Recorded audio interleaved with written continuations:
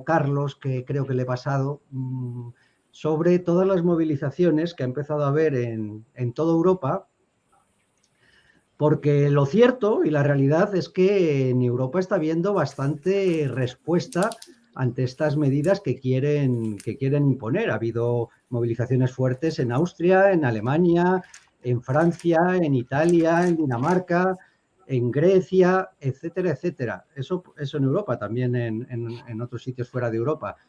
Mira, ahí tenemos un pequeño vídeo resumen, ¿ves? Holanda, Croacia, Macedonia, también Estados Unidos, Japón, etcétera.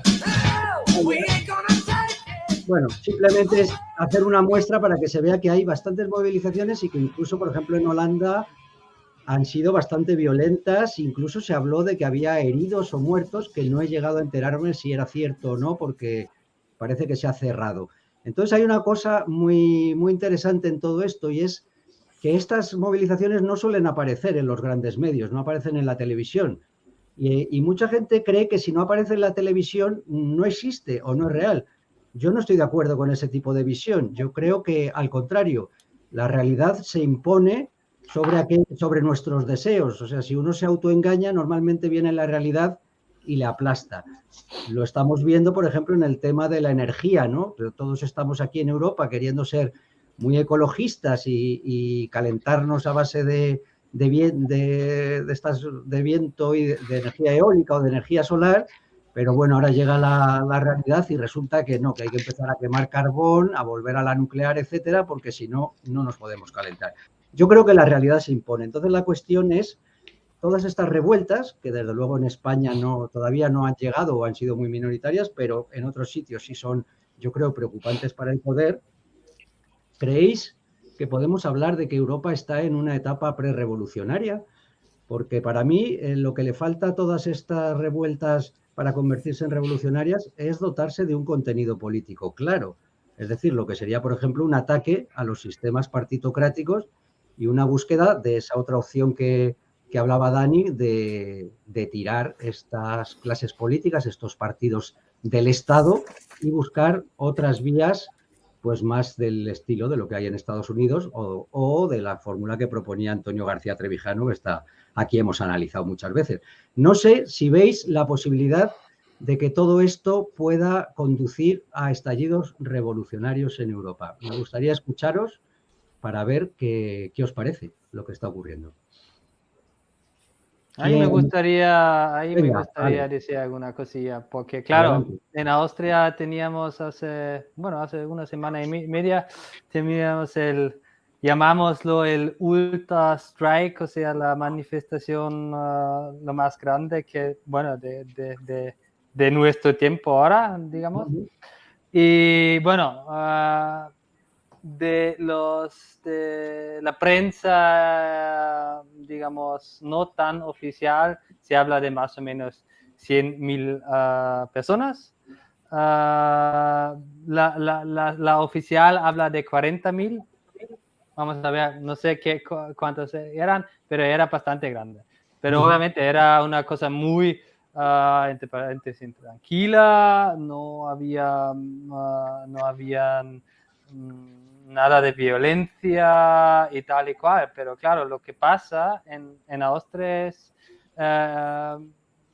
si siempre quieren ponerlo como si hubiera sido una cosa muy mala, o sea, la gente que se va ahí son pocos, y los pocos que se van son, bueno, yo qué sé, son de Hitler, le gusta Hitler, o son personas malas porque, yo qué sé, pero seguramente son personas de alguna manera, de una u otra, siempre mejor si serán nazistas o algo así, siempre esto es la mejor manera para difamarlas, y esto es lo que pasa aquí, o sea, lo que quiero decir con todo eso. Sí que los tenemos aquí, pero aquí se escucha muy poco, y si se escucha algo de esta gente, se escucha algo en realidad malo de esta gente. Uh-huh. Esto iba a decir. Gracias, Alex. Pues me gustaría escuchar a Héctor, que quería él precisamente tratar este punto. Vamos a escuchar lo que él se ha preparado y después me gustaría escuchar a los demás, pues lo que opinan sobre lo que nos vaya a contar Héctor. Adelante. Sí, gracias, Cristóbal. Bueno, el tema de que Europa lleva ya bastante tiempo en un estado pre-revolucionario, pues eso viene de Dalmacio Negro, ¿no? Y si lo dice Dalmacio Negro, pues tendrá razón. ¿Qué duda cabe? Vamos a ver, no es la primera vez desde la Segunda Guerra Mundial que ha habido intentos revolucionarios en Europa Occidental. Voy a citar dos. Uno es el mayo del 68 francés y otro es el 15M español. Ambos movimientos se diluyeron. Cuando en el mayo del 68 De Gaulle no dimite, se ve que la única manera es echarlo por la fuerza, no hay nadie que quiera asumir esa responsabilidad y al final el movimiento, vamos a decir, marxista de mayo del 68 se va diluyendo poco a poco, luego De Gaulle convoca elecciones, las pierde y se va. O convoca un referéndum, lo pierde y se va. Y por otro lado, el 15M. El 15M surge en un momento de crisis económica en España y bueno, pues surge aquel movimiento de los indignados, ¿no? Estamos indignados porque hay mucho paro, porque no hay un buen futuro laboral, porque estamos hartos de los impuestos, porque esto, porque lo otro. En ambos movimientos lo que hay es mucha confusión. Hay una idea de tumbar al gobierno, pero no están las ideas claras. ¿Eso qué hizo? ¿Cómo terminó el 11M? El 11M al final se acabó creando y se acabó financiando desde dentro del régimen a un nuevo partido político que recogiera y encauzara todo aquello. Porque esa masa de indignados confusa sin saber las causas profundas de su indignación es muy fácil de confundirla y atraerla debajo de un líder que hable bien. Se crea ese nuevo partido acaba en el gobierno de España y todo se soluciona porque ese partido se vuelve conservador socialdemócrata. Eso es lo que ha pasado. Ahora bien, la situación de la gente que no se quiere vacunar y que está empezando a sufrir las restricciones que le impone el Estado es la misma que la situación del mayo del 68 francés o la misma que en el 15M. No. Es completamente diferente y ahí es donde está la clave. O sea, la gente que no se quiere vacunar no está en contra de que hay mucho paro, de que hay temporalidad laboral, de que los impuestos no me permiten abrir una empresa y no está preocupada por la inflación. No es nada de eso. La gente que no se quiere vacunar, no se quiere vacunar. Simplemente eso. Eso es lo que hace posible que ese movimiento que ya es político, porque es una masa de 1/3 de la población en contra del Estado, eso es lo que hace imposible que pueda surgir un nuevo partido político dentro del régimen que recoja a ese tercio de la población, como pasó en el 2011. Y esa es la clave, porque a la masa de gente que no se la quiere vacunar, que va contra el Estado, no se le puede incluir dentro del Estado con un nuevo partido de dentro del Estado. Eso es lo que hace que ese tercio de la población pueda verdaderamente coger fuerza revolucionaria. Y a pesar de toda la censura en los medios de comunicación de masas y las grandes redes sociales, ese movimiento está cogiendo fuerza alrededor de una idea absolutamente simple. No me quiero vacunar y no hay más. Y se ha acabado. No hay teoría monetaria, no hay Banco Central Europeo, no hay inflación, no hay paro, no hay que quiero tumbar al gobierno. No. Simplemente la gente no se quiere vacunar. Tan simple como eso. A partir de ahí, ¿se puede dotar al movimiento de más contenido político? Sí, pero la idea es esa, es decir, la masa no está confusa. No, la masa está muy clara. La masa está muy clara, la masa no se quiere vacunar. Y ningún partido de dentro del Estado es capaz de apoyar eso. Esa es la gran diferencia respecto a los anteriores movimientos revolucionarios. ¿Puede coger fuerza este movimiento? Sí, porque hay gente que se ha puesto las 2 dosis que ya no se quiere poner la tercera. Médicos que incluso al principio abogaban por las primeras vacunaciones ya han decidido que ellos no se ponen la tercera. Es decir, la verdad se abre camino. Lógicamente, el poder trata de defenderse y trata de poner todas las barreras que puede. Pero con esto no puede, porque la idea es simple. No me quiero vacunar. En eso es diferente y a partir de ahí es donde ese movimiento revolucionario tiene que trabajar, porque tiene la materia para no dejarse embeber dentro del Estado. Es decir, es un movimiento que ahora mismo va de frente contra el Estado, no busca modificar el Estado. No es un movimiento reformista, es un movimiento revolucionario que va contra lo que ya hay. Gracias, Héctor. Pues me gustaría escucharos a los demás si veis este ambiente prerevolucionario, si veis alguna posibilidad por ahí. No sé quién quiera empezar de los que faltan por intervenir. Pues Juan Manuel o Jorge o Daniel, quien quiera. Yo es que no lo acabo de ver que sea un ambiente tan prerevolucionario, la verdad. Soy un poquito pesimista en ese sentido.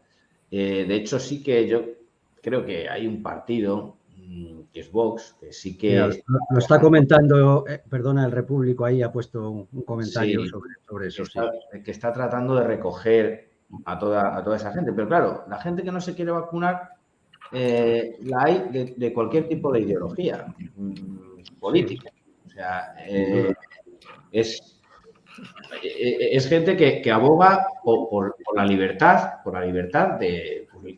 por derechos fundamentales de inocularme, y ojo, inocularme y no vacunarme. Yo no voy a emplear la palabra vacuna ni vacunación. Es una inoculación de un medicamento. Que deciden no inocularse ese medicamento. Y eso es totalmente ajeno a cualquier ideología. O sea, no es algo ideológico. Es algo que tiene que ver con la salud de uno mismo. Y con la información que cada uno pueda tener con respecto a todo este asunto. Aunque es verdad que el poder político lo quiere convertir en algo ideológico. Eso sí, siempre eso va a ser así. Y va a tratar de enfrentar a unos y a otros. Entonces, en ese sentido, sí, yo creo que Vox está intentando recoger un poco eso, pero un ambiente pre-revolucionario no lo veo tampoco, porque si fuese revolucionario tendrían que saber hacia dónde ir, tendrían que reconocer bien las causas que generan su indignación y hacia dónde hay que caminar. Bueno, Dalmacio Negro lo une todo eso con el movimiento de chalecos amarillos y algunos otros que está viendo, que yo creo que sí que tienen algo de contenido político en ese sentido, ¿no?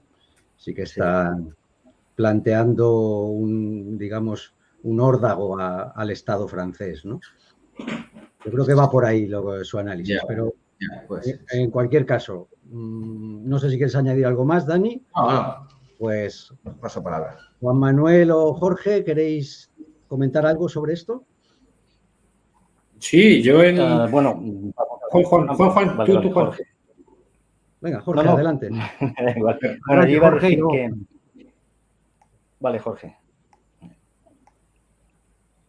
bueno. Sí, adelante. Bueno, pues en principio quería ratificar lo que ha comentado Juan respecto a las masas y que la gente tiene una mentalidad estatista y no podemos despreciar a esa cantidad de gente que esa mentalidad estatista no la va a perder porque no es el Dios en la tierra, ¿no? Entonces se siente absolutamente desprotegido si no recibe órdenes del Estado y, por tanto, esa masa es muy importante. Y luego hay un elemento añadido. Evidentemente, confiar en el Estado genera irresponsabilidad, porque, por ejemplo, yo creo que estas olas que dicen que está habiendo es como consecuencia también de que, como el Estado ya te da la vacuna, pues bueno, pues ya no hace falta que tengas la distancia social o, bueno, ya estás completamente liberado de tus obligaciones como persona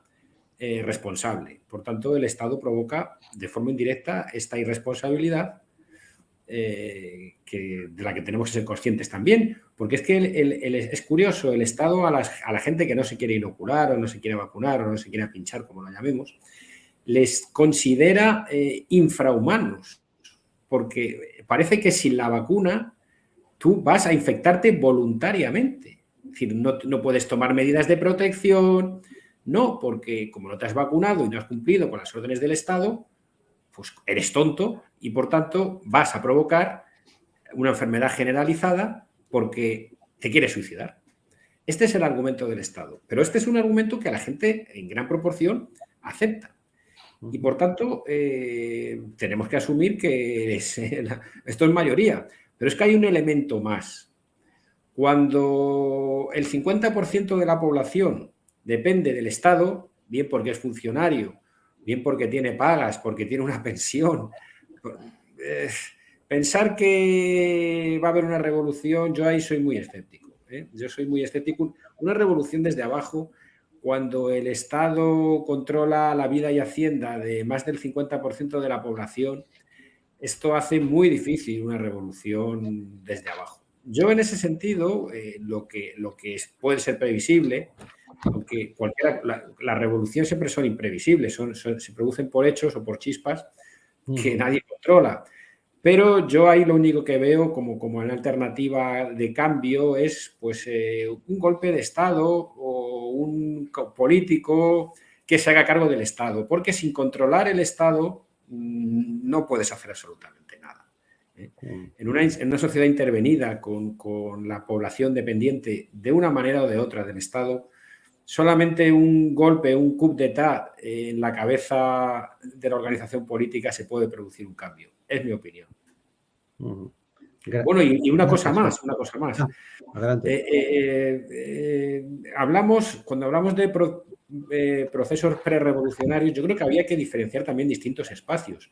No es lo mismo Estados Unidos, no es lo mismo la Unión Europea, no es lo mismo, como ha dicho también alguien que ha hecho un comentario en la aplicación, no es lo mismo Rusia y, por supuesto, no es lo mismo España, porque en España, como la pandemia ha mostrado dos elementos que considero muy interesantes. Primero, los jueces, porque la división de los jueces en aplicar la normativa con la división de los tribunales superiores de justicia ha permitido que el Estado realmente se vea que presente grietas. El Estado español no es un Estado totalitario, primero porque los jueces lo han demostrado. Aunque las sentencias del Tribunal Constitucional hayan sido ineficaces en términos políticos, el gobierno de progreso ha quedado estigmatizado para la historia. Sin duda ninguna, será un gobierno liberticida siempre, no hay duda. Pero, en segundo lugar, es la misma división territorial del poder. El hecho de que en Madrid haya habido una política o un dirigente político que ha dicho no al gobierno ha supuesto un punto de quiebra esencial. Sin la división territorial del poder en autonomías, no hubiera podido haber una resistencia como la que en Madrid ha habido. Y eso provoca que incluso el propio gobierno se piense aplicar medidas de confinamiento porque sabe que en la capital hay una política que ha dicho que no lo va a hacer. Por tanto, la división territorial del poder en España ha demostrado que el totalitarismo no es, al menos todavía... No lo tiene fácil, no lo tiene fácil. No.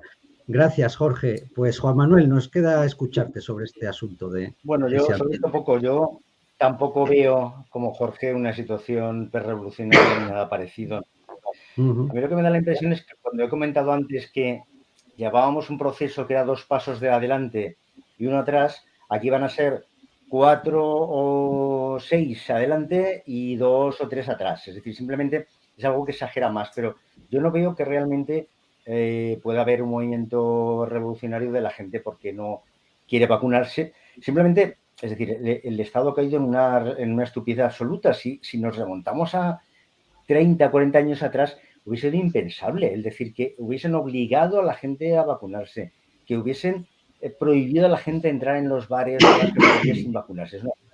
Se vacunaba quien quería y ya estaba, ¿no? Yo creo que yo lo veo más por el lado del pánico moral, ¿no? Porque en la teoría del pánico moral, la idea es que la gente se asusta de tal manera que, digamos, que a esta gente la aísla, ¿no? La convierte, pues eso, en chivos expiatorios.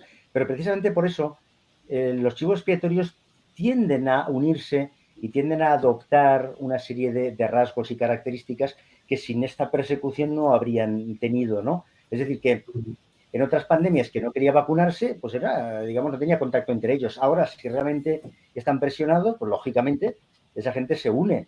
Pero yo creo que es más la teoría del pánico moral la que me explica a mí eso que una teoría política de alguna manera. Es mi opinión, ¿eh? Como siempre doy mi opinión personal. Evidente, sí, sí. Pues encantado.